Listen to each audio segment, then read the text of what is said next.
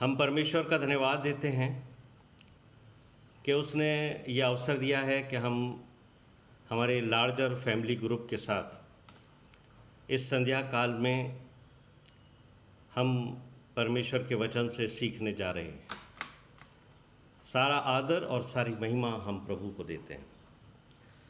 आज दो स्थानों से हमने पढ़ा है यीशु मसीह का पहाड़ी उपदेश मत्ती के 5वें अध्याय 38 पद से 42 पद तक, और जो भेद भरी बातें यीशु मसीह ने कही हैं उसको पौलुस के इफिसियों को लिखे अध्याय के 5वें अध्याय के कुछ पदों के द्वारा हम आज समझने की कोशिश करेंगे।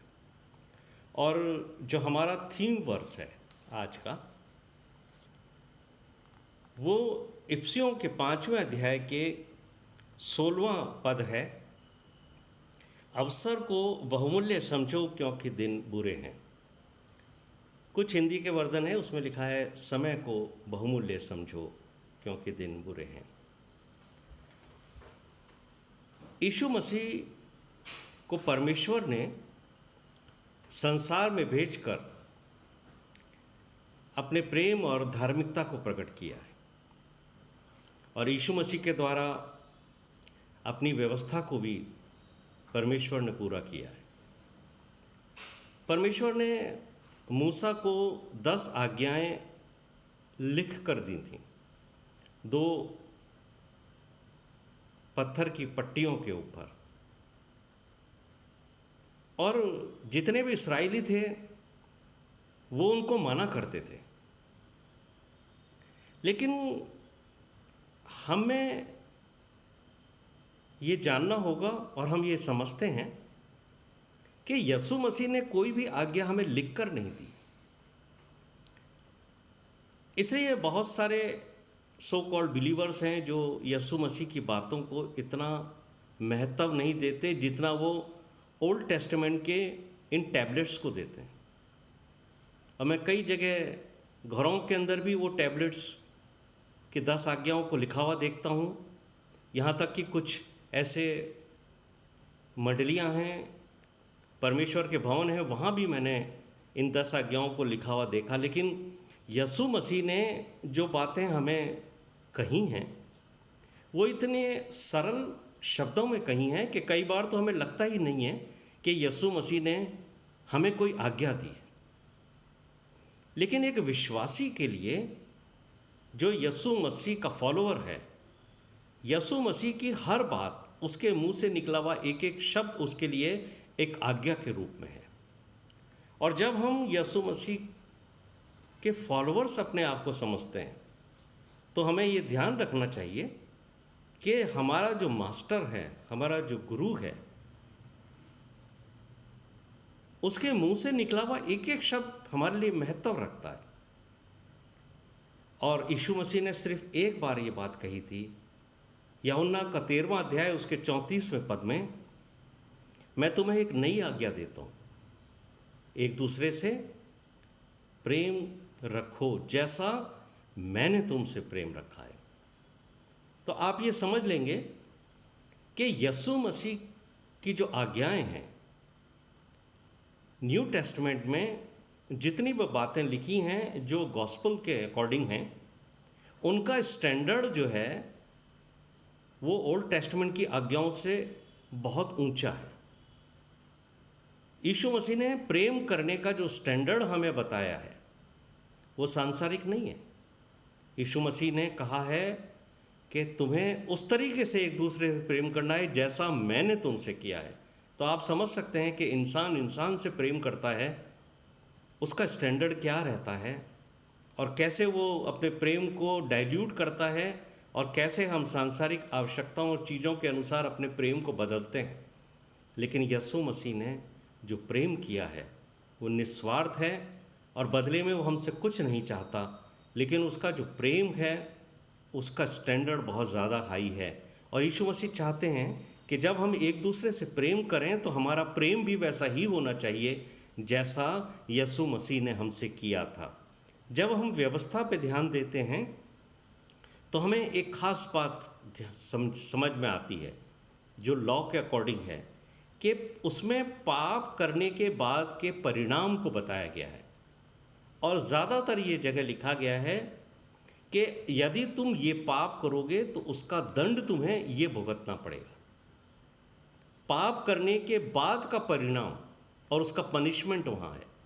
लेकिन यीशु मसीह मुझे और आपको पाप में गिरने से पहले बचाने की व्यवस्था देते हैं।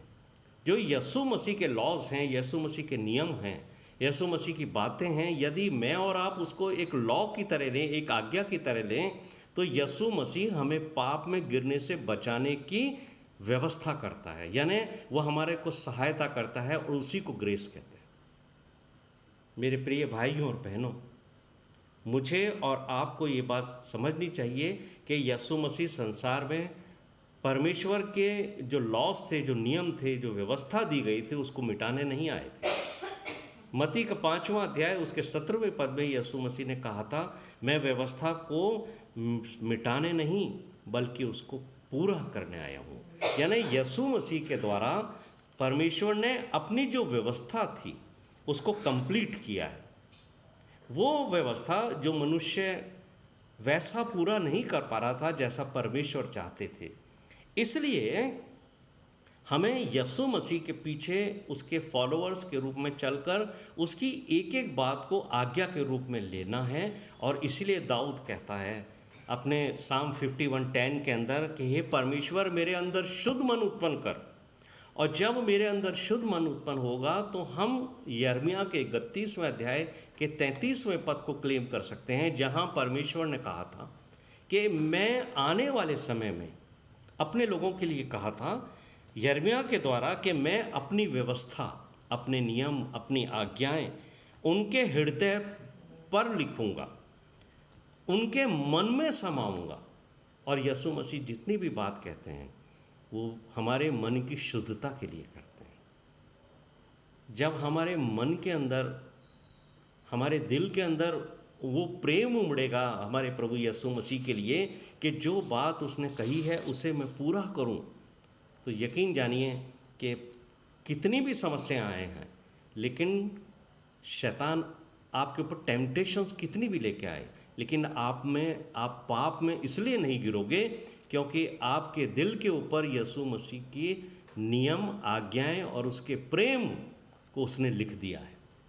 मेरे प्रिय भाइयों और बहनों, आज संध्या काल को जो अध्याय पढ़ा गया, मत्ती का 5वां अध्याय उसके 38वें पद में यीशु मसीह ने एक बात कही है कि तुमसे कहा गया था। यीशु मसीह लोगों से बात कर रहे हैं और वो लॉ को कोट कर रहे हैं, व्यवस्था को यहाँ बता रहे हैं। क्या कह रहे हैं कि आँख के बदले आँख और दांत के बदले दांत। जब ये शब्द मेरे और आपके सामने आता है हिंदी के अंदर बदले में, तो हमें कई बार ऐसा लगने लगता है कि क्या व्यवस्था हमें बदला लेने के लिए उत्साहित करती है? क्या ओल्ड टेस्टमेंट हमें बदला लेने की भावना से भरता है? ऐसा नहीं है मेरे प्रिय भाइयों और बहनों।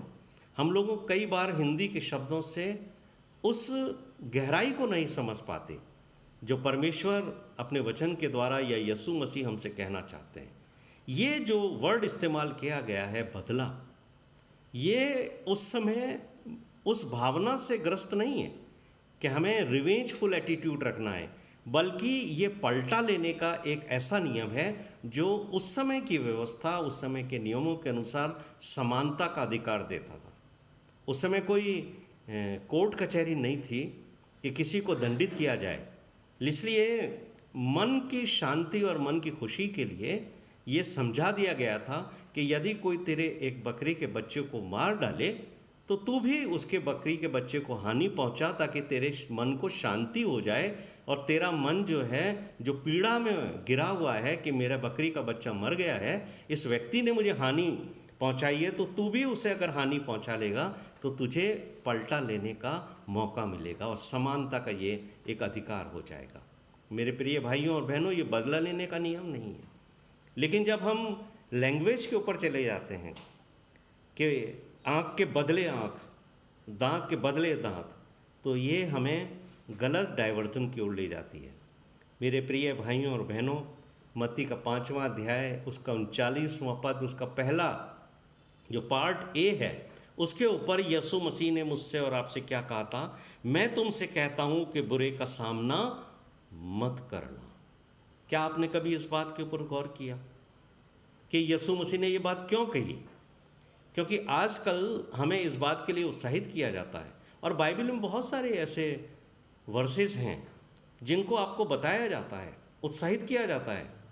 और अक्सर मैं सुनता हूँ लोग कोट करते हैं कि जिनकी ओर परमेश्वर है उनका विरोधी कौन हो सकता है? आओ हम अपने विरोधियों का सामना करें। बाइबल आपको कभी नहीं उत्साहित करती है कि आप किसी इविल को फोर्स के सामने आए हैं, और यीशु मसीह की बातों को आप महत्व दीजिए। यीशु मसीह कहते हैं do not resist any evil person. अगर आप उसका सामना करोगे, आप उससे लड़ोगे, उसमें और आप में फ़र्क क्या रहेगा? इसलिए यीशु मसीह ने कहा था कि यदि कोई एक गाल पर तेरे थप्पड़ मारे तो तू उसकी तरफ दूसरा भी फेर देना। यदि एक व्यक्ति ने जो आपसे रिवेंजफुल एटीट्यूड रखता है, आपसे कोई बदला लेना मांगता है, अगर आपको उसने थप्पड़ मारा और आपने भी उलट के उसको थप्पड़ मारा, तो याद रखिए कि शैतान आपके जीवन में जीत गया है और यीशु मसीह आपके जीवन में हार गया है। इसलिए कभी आप किसी भी व्यक्ति से बदला मत लीजिए, उसकी जैसा व्यवहार मत कीजिए, क्योंकि यीशु मसीह ने आपसे कहा है मैं तुमसे कहता हूँ कि बुरे का सामना मत करना। और यीशु मसीह ने अपने इस नियम पर चलकर हमें सिखाया है कि जब उसके ऊपर बहुत परसिक्यूशन आया, बहुत परेशान किया गया, बहुत तरह से उसे सताया गया, उसको गालियाँ दी गईं, उसको थप्पड़ मारे गए, पर यीशु मसीह ने रेजिस्ट नहीं किया, उनके जैसा एटीट्यूड नहीं किया है। इसलिए मैथ्यूज़ चैप्टर 5 वर्स 40 के अंदर यीशु मसीह ने हमें एक बहुत बड़ी सलाह दी है। क्या कहते हैं यीशु मसीह? यदि कोई तुझ पर नालिश करना चाहे उसे दोहर भी ले लेने दे। नालिश का मतलब क्या समझते हैं? नालिश का मतलब होता है कोर्ट केस करना, सिविल सूट जिसको कहते हैं। स्यू वर्ड का इस्तेमाल किया गया है इंग्लिश की बाइबल में। इसलिए मैं हमेशा आपको एनकरेज करता हूँ कि जब आप हिंदी की बाइबल पढ़ते हैं, साथ साथ आप इंग्लिश की बाइबल पर पढ़ें, और इंग्लिश की बाइबल से आपको बहुत सारे शब्दों का ज्ञान होगा जो आपको सही वर्जन की ओर लेके जाएगा, आपकी अंडरस्टैंडिंग भी उससे बढ़ेगी। तो ये जो वर्ड लिखा गया है नालिश, इसका मतलब है यीशु मसीह कहते हैं कि कोई तुझ पर कोर्ट केस करे ना, और कोर्ट केस क्यों करेगा? वो उसको संसार की कुछ वस्तुएं तुझसे चाहिए, वो तेरा अधिकार भी छीनना चाहता है, वो चाहता है कि तेरी कुछ प्रॉपर्टी को हासिल कर ले, तेरा कुछ पैसा छीन ले, तेरे कुछ जो दुनियावी चीज़ें हैं तेरे पास उसको तुझसे छीन ले। यीशु मसीह कहते हैं कि काउंटर अटैक मत करना, यानी तुम उसके ऊपर कोर्ट केस मत करना। या यीशु मसीह कहते हैं कि जब तेरा भाई तुझ पर यानी किसी सांसारिक वस्तु के लिए, यानी ज़मीन के लिए, जायदाद के लिए तुझ पर बुरी नज़र रखता है, तुझ पर झूठा मुकदमा करता है, तो तू सबूत इकट्ठे करके अपने आप को निर्दोष साबित करने की कोशिश मत करना। दूसरा, तू उसके ऊपर कोर्ट केस करके रिवेंज मत लेना। यीशु मसीह यही शिक्षा देते हैं कि यदि कोई अन्यायपूर्ण तरीके से, नाजायज़ तरीके से तेरा कुर्ता लेना चाहता है तो तू उसे कुर्ता ले लेने दे, और यदि वो कुर्ता लेने के बाद तेरा दोहर लेना चाहता है तो तू उसे भी लेने से मत रोकना। ये एक बहुत ही कठिन यीशु मसीह के शब्द हैं, और अगर आप इसको आज्ञा के रूप में जान लोगे, इसको आप एक लॉ के रूप में लेते हो कि यीशु मसीह ने मुझे ये आज्ञा दी है कि अगर मेरे पर कोई कोर्ट केस करता है तो मैं उसके ऊपर काउंटर अटैक नहीं करूँगा और मैं उसको वो चीज़ लेने दूंगा, क्योंकि पौलुस ने मुझे और आपको क्या कहा है कुलुस्सियों चैप्टर 3 वर्स 2 के अंदर, पृथ्वी पर की नहीं परंतु स्वर्गीय वस्तुओं पर ध्यान लगाओ। क्यों कहते हैं पौलुस ये बात? क्या समझाना चाहते हैं पौलुस हमें? पौलुस हमें समझाना चाहते हैं, पहला थिमोथियस 6 अध्याय उसका 7वां पद, क्योंकि ना तो हम इस जगत में कुछ लाए हैं ना कुछ ले जा सकते हैं। यीशु मसीह कह रहे हैं कि इन चीज़ों से जो सांसारिक रूप से तुम्हें दिखाई देती हैं उनके पीछे पढ़कर अपने भाई के साथ बैर उत्पन्न मत करना। तुम्हें वो प्यार करना है जिसका स्टैंडर्ड मैंने तुम्हें बताया। मेरे प्रिय प्रिय भाइयों और बहनों, ये वो चीज़ है जो हमारे और यीशु मसीह के संबंधों से ज़्यादा रुकावट पैदा करती है। वो कौन सी चीज़ है जो मेरे और मेरे भाई के बीच में रुकावट पैदा करेगी? और वो है लव ऑफ मनी, पैसे का लोभ। ये मेरे और मेरे भाई के बीच में जायदाद का लोभ, प्रॉपर्टी का लोभ, चीज़ों का लोभ, ये सांसारिक चीज़ें मेरे अपने लोगों के साथ रिश्तों को ख़राब करती। पौलुस इसी शिक्षा को आगे बढ़ाते हैं जो बात यीशु मसीह ने कही थी। पौलुस कहते हैं इफिसियों का 5वां अध्याय उसके 15वें पद में कि ध्यान से देखो कि कैसी चाल चलते हो। यानी हमारे जितने भी एक्शंस हैं जो हम हमारे लोगों के बीच में रह के करते हैं, हर परिस्थितियों के अंदर उनको हमें ध्यान से देखना है कि क्या हमारे जो एक्शंस हैं वो लोगों के ऊपर काउंटर अटैक करने वाले हैं, लोगों की जैसा हम व्यवहार कर रहे हैं, या हम यीशु मसीह की जो शिक्षाएं हैं उसके अनुसार हमारा चरित्र और हमारा व्यवहार है। क्या कहते हैं वो? क्या तुम्हारा व्यवहार, पौलुस कहते हैं, क्या तुम्हारा व्यवहार सांसारिक लोगों की जैसा है या तुम्हारे प्रभु यीशु मसीह की जैसा है? तो मुझे और आपको आज संध्या काल को ये समझना है कि क्या मैं संसार में जीते हुए अपने भाई से ज़्यादा उन वस्तुओं को प्रेम करता हूँ, मेरी बहन से ज़्यादा मैं उन वस्तुओं को प्रेम करता हूँ जो सांसारिक है, और मैं ये जानता हूँ कि मेरा भाई या मेरी बहन नाजायज़ तरीके से मुझसे वो चीज़ें छीन रहा है जिस पर मेरा अपना अधिकार है। मेरे प्रिय भाइयों और बहनों, जब आप यीशु मसीह की इस आज्ञा को सुनते हो, ये निश्चित तौर से बहुत कठिन है। जब हम प्रैक्टिकली इस बात को समझते हैं कि अगर कोई हम पर कोर्ट केस करे और हम उसका जवाब न दें, क्यों करना चाहता है वो? क्योंकि उसको पैसा चाहिए, उसको जायदाद चाहिए, उसको आपसे कुछ वो चीज़ें चाहिए जिस पर अधिकार तो आपका है, लेकिन फिर भी वो चाहता है।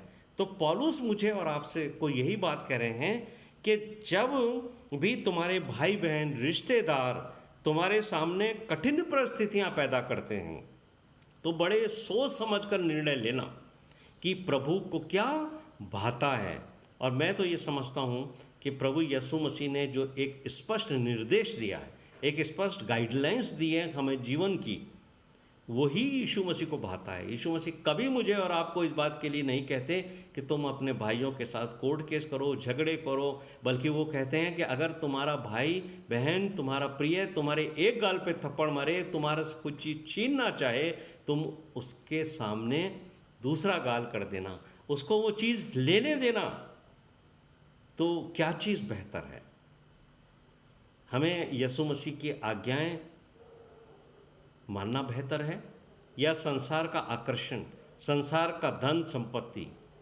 यहाँ पौलुस मुझे और आपको स्पष्ट तरीके से समझाते हैं कि यदि तुम सांसारिक चीज़ों के लिए उसके पीछे जाओगे तो तुम्हें यीशु मसीह और उसकी आज्ञाओं को छोड़ना पड़ेगा, क्योंकि तुमने संसार की धन संपत्ति को चुन लिया है। लेकिन यदि तुम यीशु मसीह के आज्ञाओं के अनुसार संसार का आकर्षण छोड़ देते हो, संसार का धन संपत्ति छोड़ देते हो, तो याद करो कि तुम्हें संसार तो छूट जाएगा, लेकिन तुम्हें तुम्हारे जीवन में तुम्हारा प्रभु यीशु मसीह मिल जाएगा। मेरे प्रिय भाइयों और बहनों, जो बात पौलुस मुझे और आपको इफिसियों का 5वां अध्याय उसका 16वां पद में समझाना चाहते हैं, ये एक बड़ा भेद है। और आज हम इस बड़े भेद को समझेंगे कि पौलुस ने ये क्यों कहा है कि संसार को, समय को बहुमूल्य समझो क्योंकि दिन बुरे हैं। कुछ पदों के अंदर ये लिखा है, हिंदी के पदों में, अवसर को बहुमूल्य समझो क्योंकि दिन बुरे हैं। मेरे प्रिय भाइयों और बहनों, जितने भी हम लोग सीनियर सिटीजन्स हैं जो इस समय जूम के द्वारा इस अध्याय को, इस स्टडी को सुन रहे हैं, मैं एक बार फिर आपसे ये निवेदन करूँगा कि आपके पास जितने भी ओल्ड वर्जन हैं, आपके पास 30 साल पुरानी बाइबिल, आपके पास 40 साल पुरानी अपनी बाइबिल है, 50 साल है, 60 साल है, 100 साल पुरानी बाइबल है, वो खजाना है, वो ट्रेज़र है, उसको अपनी नेक्स्ट जनरेशन को हैंड ओवर करके जाना। ये बात मैं क्यों कह रहा हूँ आपसे, क्योंकि अब जितने भी नए ट्रांसलेशंस आ रहे हैं उसमें शब्दों को इतना डाइल्यूट करके बाइबल में लिखा गया है, उसकी वजह से आप परमेश्वर के वचन की वो गहरी बात समझने के करीब नहीं पहुंच पाते हो जो वचन आपको कहना चाहता है। जिस भाषा के अंदर पवित्र शास्त्र लिखा गया था बाइबल, उसमें से उस भाषा को मैं और आप में से बहुत सारे लोग नहीं समझते। शायद 1% लोग होंगे जो उस लैंग्वेज को समझते थे जिसमें ओरिजिनल लिखी गई है बाइबल। लेकिन जब उसके ट्रांसलेशंस किए गए हैं तो उन ट्रांसलेशंस के अंदर भी बहुत सारा चेंजेस धीरे धीरे आता गया है। और ये ट्रांसलेशंस जो हैं वो वर्ल्ड के अंदर बहुत सारे स्कॉलर्स ने किए हैं उन लैंग्वेजेस के अनुसार जो आजकल की भाषा है। लेकिन मैं आपको बताना चाहता हूँ कि ये जो वर्ष है इफिसियों का 5वां अध्याय उसका 16वां पद, ये 3 भाषाओं के अंदर मैं आपको अलग अलग पढ़ूंगा और आपको बताऊंगा कि कौन सी जो वर्जन है बाइबल का वो एप्रोप्रिएट वर्जन है जिससे आप इसका भेद समझ सकते हैं। और अगर आप इस पौलुस के इफिसियों के 5वें अध्याय का 16वां पद समझ सके आज की शाम, तो आप ये भी समझ जाओगे कि क्यों यीशु मसीह ने हमसे कहा था कि बुरे का सामना मत करना। क्यों यीशु मसीह ने कहा था कि यदि कोई तेरे को नालिश करना चाहे, कोर्ट केस करना चाहे, तो तू उसके पीछे मत जाना। देखिए हिंदी की जो वर्ज़न है मैंने आपसे पढ़ा, अवसर को बहुमूल्य समझो क्योंकि दिन बुरे हैं। जब भी आपको इसके ऊपर सेमिनार्स अटेंड करने का मौका मिला है, जब भी आपने कोई आत्मिक सभाएं अटेंड करी है, कन्वेंशंस अटेंड करी है, इसका जो बी पार्ट है उसके ऊपर ज़्यादा गौर किया जाता है। प्रचारक उसके ऊपर अपना समय देते हैं। वो ये कहते हैं कि अवसर को बहुमूल्य समझो क्योंकि दिन बुरे हैं। क्योंकि दिन बुरे हैं इसके ऊपर वो बहुत ज़्यादा ध्यान देते हैं। लेकिन इसके अंदर जो पौलुस मुझे और आपको समझाना चाहते हैं वो है उर्दू की का जो वर्जन है उसमें लिखा है वक्त को गनीमत जानो। गनीमत जानो, ये गनी जो वर्ड है इसका मतलब होता है वेल्थ। बहुमूल्य जो वर्ड है हिंदी में जो कहा गया है, अवसर को बहुमूल्य समो, समय को बहुमूल्य समझो। यानी जो समय है वो खजाना है, वो बहुमूल्य है तुम्हारे लिए। और ये बिल्कुल क्लियर आपको कहाँ होगा, इंग्लिश वर्जन के अंदर। अगर आप किंग जेम्स वर्जन को पढ़ोगे, बहुत सारे इंग्लिश के ऐसे वर्जन हैं जिनमें ये डाइल्यूट कर दी गई है वर्ड, इसलिए ये वर्स आपको समझ में नहीं आएगी वहाँ। लेकिन किंग जेम्स वर्जन में लिखा हुआ है redeem the time because days are evil. Redeem the time. यदि हम इस एक शब्द को समझ पाए, रिडीम, ये क्या मतलब होता है इसका? रिडीम का मतलब होता है छुड़ाना। इसलिए मैं और आप क्या कहते हैं, यीशु मसीह को रिडीमर कहते हैं। यीशु मसीह हमारा छुड़ाने वाला है, इसलिए हम उसको रिडीमर कहते हैं। और रिडीम वो चीज़ की जाती है, छुड़ाई वो चीज़ की जाती है जो किसी के गिरफ्त में हो, जिसको किसी ने किडनैप कर रखा हो, किसी ने हाईजैक कर लिया। तो जब आपको किसी चीज़ को, मान लीजिए अगर आपके किसी बच्चे को किसी ने किडनैप कर लिया है, तो क्या करेगा वो, उसको छुड़ाने के लिए वो आपसे फिरौती मांगेगा। हिंदी और उर्दू में इसे कहते हैं, इंग्लिश में उसको क्या कहते हैं, रैंसम। वो कहेगा आपको इतने पैसे दीजिए तब मैं आपको ये छोड़ दूंगा बच्चे को। यहाँ पौलुस कह रहे हैं रिडीम द टाइम, यानी आपका समय जो है वो बंधक बना लिया गया, उसको छुड़ाओ। और मेरे और आपके समय का अपहरण किसने कर दिया है? शैतान ने कर दिया। अब यही बात मुझे और आपको समझनी है कि पौलुस कहते हैं redeem the time because days are evil. समय बहुत खराब है क्योंकि आपका समय शैतान ने कब्जा कर लिया है। रिडीम द टाइम, छुड़ाओ उस टाइम को।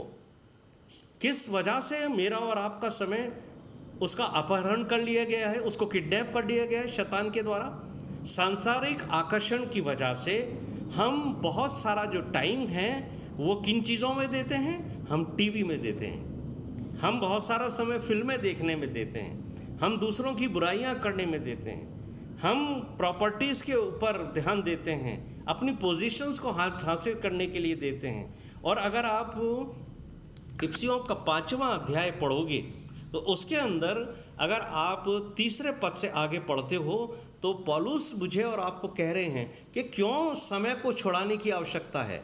वो कहते हैं जैसे पवित्र लोगों के योग्य है वैसे तुम में व्यभिचार और किसी प्रकार के अशुद्ध काम या लोभ की चर्चा तक ना हो। किन बातों की चर्चा हमारे बीच में नहीं होनी चाहिए? लोभ की बात नहीं होनी चाहिए, एडल्ट्री की बात नहीं होती है, इविल कामों की बात नहीं होनी चाहिए, अशुद्ध कामों की बात नहीं होनी चाहिए। वो कहते हैं न निर्लजता की, न मूढ़ता की, न ठट्टे की, क्योंकि ये बातें शोभा नहीं देती वरन धन्यवाद ही सुना जाएगा। और आजकल हम में से ज़्यादा विश्वासी, सो कॉल्ड विश्वासी मैं कहूँगा, वो अपना समय इन बातों में दे रहे हैं। शैतान ने उनको किन चीज़ों में उलझा रखा है? दूसरों का ठट्टा करने के लिए। हम लोग बैठ जाते हैं और किसी एक व्यक्ति को पकड़ लेते हैं और उसका पोस्टमार्टम करने लगते हैं। हम दूसरों के फैमिलीज़ की बातों में, इंटरनल बातों के अंदर इंटरेस्ट लेते हैं, घंटों हम बात करते हैं। हम जो हैं दूसरों को पापी समझते हैं, हम दूसरों के लाइफ के जो इनर जो भेद हैंगे, जो हिडन उनकी बातें हैं, उनमें इंटरेस्ट लेते हैं। और पौलुस मुझे और आपसे क्या कहता है?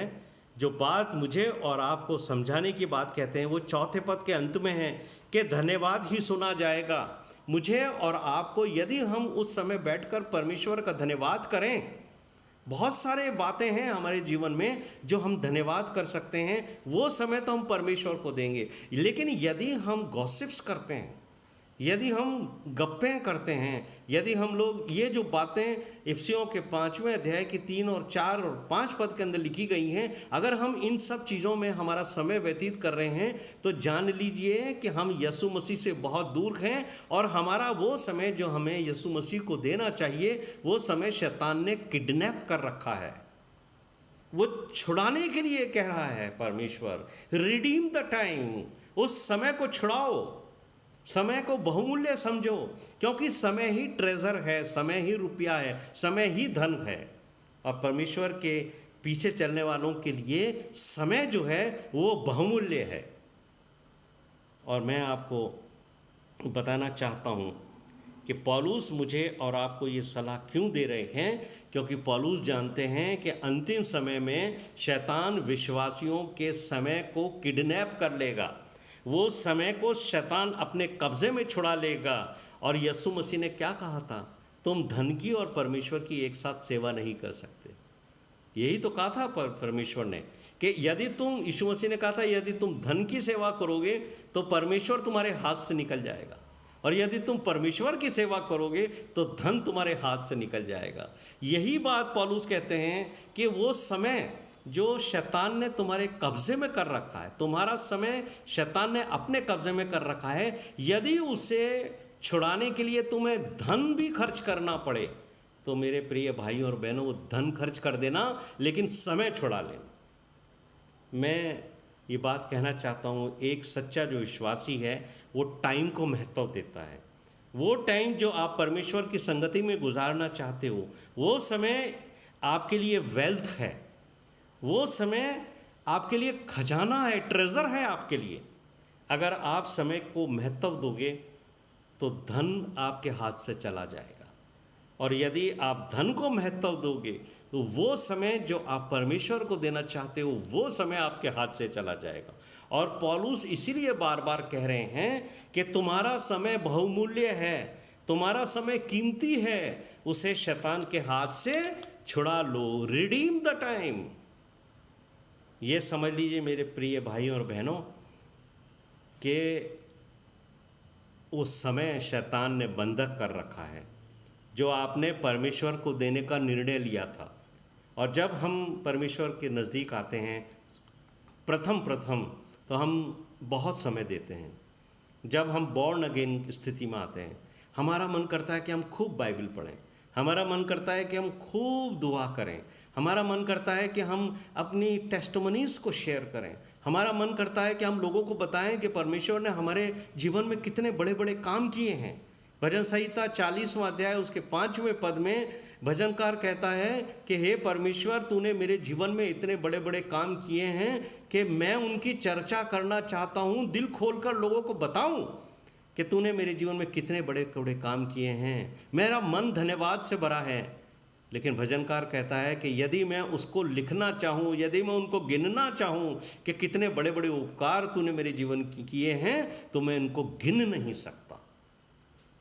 तो मेरे प्रिय भाइयों और बहनों, वो समय जो हमें परमेश्वर को धन्यवाद देने में बिताना चाहता है, वो धन्य समय जो हम परमेश्वर की संगति में बिताना चाहते हैं, वो समय शैतान ने कब्जा कर लिया है। और हमारा वो समय जो हम परमेश्वर के साथ बिताते, लोगों के साथ गॉसिप्स में, बुराइयां करने में, लोगों का चीरहरण करने में, उनका कैरेक्टर को का पोस्टमार्टम करने में हम लगे रहते हैं। इसलिए पौलुस कहता है, रिडीम द टाइम, समय को छुड़ाओ क्योंकि ये अंतिम समय है, दिन बुरे हैं। Redeem the time because days are evil. मैं आपको एक इलस्ट्रेशन देता हूँ, उससे आप इसकी डेप्थ को समझ सकेंगे कि पौलुस ने ये बात कही क्या कही थी। एक परिवार को मैं जानता हूँ जिसमें कुछ भाई बहन रहते थे। माता पिता ने विल नहीं करी अपनी प्रॉपर्टी की, और बड़े भाई ने बड़ा होने के नाते अपने माता पिता का जो भवन उनको मिला था उसमें सब भाई बहन साथ रहते थे। बड़े भाई ने बहुत सारा पैसा खर्च करके और उस घर को रिपेयर किया, मेंटेन किया। लेकिन जो छोटा भाई था उसकी संगति अच्छी नहीं थी। उसके दोस्तों ने उससे कहा कि तू अपने भाई से हिस्सा मांग अपना, और कह पापा की प्रॉपर्टी में से मेरी प्रॉपर्टी दे दो। तो घर में सारे भाई बहनों ने बैठकर ये निर्णय लिया कि ठीक है, अगर हम प्रॉपर्टी को अपने अंदर डिस्ट्रीब्यूट कर देते हैं तो ये जो छोटा भाई है इसकी डिमांड भी पूरी हो जाएगी। तो सब ने बैठ कर के प्रॉपर्टी के को डिस्ट्रीब्यूट कर ला। सब ने बराबर बराबर रूम्स डिस्ट्रीब्यूट कर लिए। लेकिन बड़े भाई ने कहा, देखो भाई, बहुत सारा खर्चा मैंने किया है इस घर को मेंटेन करने के लिए, तो तुम लोग उस खर्चे को भी डिवाइड कर लो आपस में, ताकि मेरे अकेले के ऊपर ये जो बर्डन है रिपेयर और मेंटेनेंस का वो ना आए। तो सब भाई बहनों ने उसको भी एग्री किया। उन्होंने आपस में उस खर्चे को भी लिख लिया और प्रॉपर्टी को आपस में बांट लिया। लेकिन छोटा जो भाई था, उसके दोस्त जो हैं वो इस चक्कर में थे कि ये प्रॉपर्टी बिकवा दें इससे और फिर उस पैसे से एंजॉय करें। तो जब वो छोटा भाई अपने दोस्तों से मिलने गया तो उसके छोटे भाई को उसके दोस्तों ने कहा, तेरे बड़े भाई ने तुझे चीट किया, तुझे धोखा दिया है, और उसने ज़्यादा संपत्ति रख ली है। तो अपने भाई से कहे कि एक रूम मुझे और दो पापा से, और अगर वो ना देना तो तू उस पर कोर्ट केस कर दे। अब ये छोटा भाई शाम के समय घर आया, और अब जब सारे भाई बहन बैठने लगे भोजन की टेबल पर, तो उसने एक सवाल उठाया। उसने कहा, मेरे को धोखा दिया गया है और मुझे प्रॉपर्टी का एक रूम और चाहिए हिस्से में। और उसने अपने बड़े भाई से कहा कि आपको जो प्रॉपर्टी मिली है वो ज़्यादा है, मुझे उसमें से एक रूम और दे दीजिए, और अगर आप नहीं दोगे तो मैं आपको कोर्ट में खींच लूँगा। अब सारे भाई बहन बड़े अनरेस्ट हो गए और सबने निर्णय लिया, उसको समझाया कि भाई ऐसा नहीं है, देख ये तू मत सोच कि तेरे के साथ धोखा हुआ है। लेकिन उसने कहा नहीं, मुझे चाहिए। अल्टीमेटली क्या हुआ कि छोटे भाई ने बड़े भाई के ऊपर केस कर दिया। अब बड़ा भाई जो था वो परमेश्वर के वचन की सेवा भी करता था, कलीसिया में वो प्रचारक भी था, और पास्टर जी उसको प्रेयर मीटिंग्स में प्रीच करने के लिए भेजा करते थे। तो आप ये देखिए कि वो जो बड़ा भाई था उसको बड़ी तकलीफ हुई, क्योंकि जब आपको कोर्ट से सम्मन मिलता है आपको कोर्ट में जाना पड़ता है। दोनों भाई कोर्ट में हैं लेकिन एक दूसरे से बात नहीं कर रहे। सुबह से शाम हो गई और शाम को वकील ने आके बोला कि आज जज साहब ने अपना केस नहीं लिया है, उन्होंने तारीख दे दी है, 1 हफ्ते बाद फिर आइए। 1 हफ्ते बाद वो दोनों भाई फिर कोर्ट में गए। सुबह से शाम हो गई, फिर शाम के समय उनको फिर कहा गया कि भाई नेक्स्ट डेट मिल गई है, नेक्स्ट डेट पे आइए। अब 3rd डेट मिल गई है, देख लीजिए। दोनों भाई आपस में बात नहीं कर रहे हैं, लेकिन दोनों भाई कहाँ मिल रहे हैं? कोर्ट के अंदर मिल रहे हैं। और ये समय आ गया जब लैंड डेज शुरू हो गए। पास्टर जी ने उस बड़े भाई से कहा था कि आपको शाम को प्रार्थना सभा लेने कॉटेज प्रेयर मीटिंग में एक घर में जाना है। और भाई सुबह से और शाम को 5 बजे तक कोर्ट में खड़ा है ताकि जज साहब के सामने जाकर ये कह सके कि मैंने अपने भाई बहनों के बीच में प्रॉपर्टी को बराबर डिस्ट्रीब्यूट किया।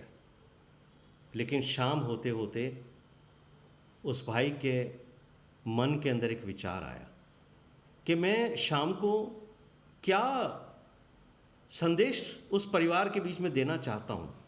उसने जो उसके बैग के अंदर बाइबल थी, उसने बाइबल खोली और मैथ्यू चैप्टर 5 उसका वर्स 40 उसके सामने आया, जहाँ यीशु मसीह ने कहा था कि अगर कोई तुझ पर नालिश करके तेरा कुर्ता लेना चाहे तो उसे दोहर भी लेने देना। उसी समय पवित्र आत्मा ने उसे समझा दिया कि प्रभु यीशु मसीह कहते हैं कि यदि तेरा भाई तुझसे धन संपत्ति या जायदाद छीनना चाहता है तो या तो तू अपने भाई से प्रेम करता है तो धन संपत्ति को जाने दे, और अगर तू प्रॉपर्टी से प्रेम करता है तो तू अपने भाई को आज छोड़ देगा। उसको क्लिक हुआ कि नहीं, प्रभु यीशु मसीह ने कहा है बुरे का सामना मत करना, मैं अपने भाई को इस धन संपत्ति से ज़्यादा प्रेम करता हूँ। उसने अपने भाई से कहा तुझे वो रूम चाहिए ना, मैं तुझे वो रूम देता हूँ, मैं लिख के देता हूँ कि ये रूम मैंने आज से तुझे दिया। मुझे उस रूम से प्यार नहीं है, मुझे मेरे छोटे भाई से प्यार है। जब वो घर आए उसने लिख कर दिया उस अपने भाई को, छोटे भाई को, कि आज से मैं अपनी प्रॉपर्टी में से अपने छोटे भाई को एक रूम जो डिमांड कर रहा है मैं उसे अपने प्रॉपर्टी में से देता हूँ। उसने सब भाई बहनों ने छोटे भाई से कहा अब तो आप कोर्ट केस वापस ले लीजिए क्योंकि आपकी इच्छा पूरी हो गई है, आपको एक रूम एक्स्ट्रा मिल गया। छोटे भाई ने पता है क्या कहा? ऐसा है कि मैंने वकील किया है, वकील को देने के लिए मेरे पास पैसे नहीं हैं, इसलिए मेरे वकील की फ़ीस भी मेरा बड़ा भाई ही देगा। यदि अगर मेरा बड़ा भाई उस वकील की फ़ीस जो वकील मेरा है उसको देता है 25,000 रुपया तो मैं अपना कोर्ट केस वापस लूँगा, और नहीं तो मैं नहीं लूँगा। उस भाई को यही बात याद आई। यीशु मसीह ने कहा है अगर कोई तेरा दोहर भी लेना चाहे ना, कुर्ते के साथ साथ दोहर भी लेने दे, पर तू समय को बचा ले। उस भाई ने कहा ठीक है, ये 25,000 रुपये ले और तू जाके तेरे वकील को दे, लेकिन कोर्ट केस वापस ले, क्योंकि वो समय जो मेरे प्रभु को मैं देना चाहता हूँ दिन भर परमेश्वर के वचन को सीखने में, प्रार्थना में, वो समय मैं कोर्ट में बर्बाद नहीं करना चाहता हूँ। और उस भाई ने धन देकर उस समय को अपने छोटे भाई से खरीद लिया। ये है पौलुस की वो बात कि समय को बहुमूल्य समझो, रिडीम द टाइम। अगर उस समय के लिए तुम्हें धन भी देना पड़े, अपने भाई को धन दो, लेकिन वो समय जो कीमती समय है, जो समय तुम्हें परमेश्वर को देना है, उस समय को परचेस कर लो, रिडीम द टाइम। इसलिए पौलुस ने 15 इफिसियों के 5वें अध्याय के 15वें पद में कहा था ध्यान से देखो कि कैसी चाल चलते हो।